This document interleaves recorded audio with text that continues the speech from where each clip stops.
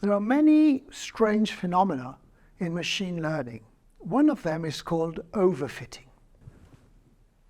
The key idea with overfitting is that there is more and more data available, and therefore we would feel that the more data we have, the more complex the rules we're going to build are, and therefore we are encouraged to build more and more complex rules, and we hope that the more complex the rules, the better they work.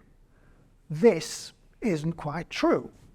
To illustrate this, let's take the following data set. You can notice some blue points and some red points.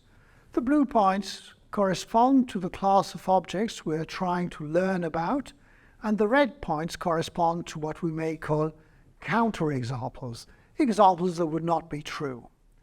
So we are in a typical machine learning setting where we are going to try to learn with 90% of our data points and put to aside a 10% of the data points for later testing. So we decide to learn what is called decision trees. In other words, we are trying to learn boxes or combinations of boxes. So here we have seen how we have tried to learn just one box. So that is the figure to the left.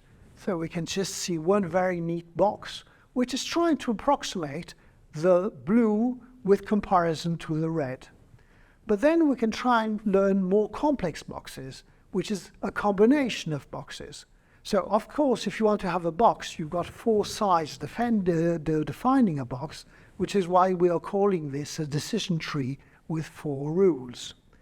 So to the right, you can see a much more complex pattern.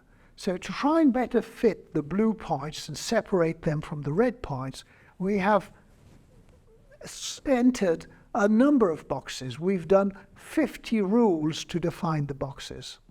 So obviously, if we look at the learning data, the 50 rules will fit better the data than the 4 rules. If I only do 4 rules, there's obviously going to be some red points which are going to be inside the box or some blue points that will be outside the points. These are, of course, mistakes. But if I do much more rules, I will be fitting nicely.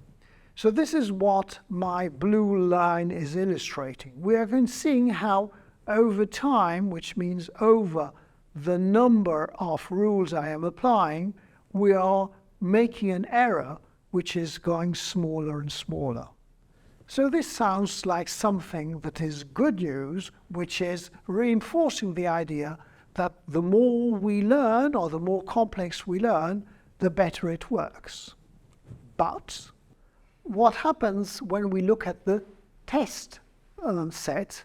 You remember there were 10% of the data points we decided to leave on one side, where we now use these. So these are points that have never been used before to build the hypothesis, and we want to see what happens when we run our boxes on these points.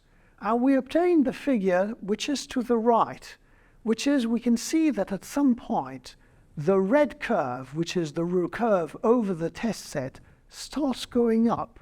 In other words, we're making more and more mistakes over the unseen data with the rules which are becoming more and more complex. So this is the phenomenon of overfitting. Overfitting means we aim so hard to find rules that adapt to the reality that when a reality that we hadn't seen before appears, we're actually going to make mistakes.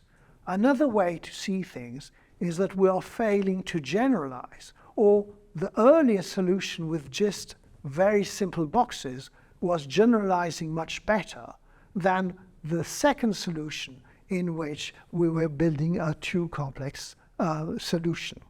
Now, this phenomenon we have just observed is something that has been known for a long time. William of Ockham, in around 1300, came up with the idea that when we had various explanations to a phenomenon, it was always better to choose the simplest answer. So this is not just common sense, it is not just philosophy, it is also strong mathematics. And in mathematics, you can prove that this philosophy of going for the shortest or the simplest answer is actually well founded. It also corresponds to the idea of compression.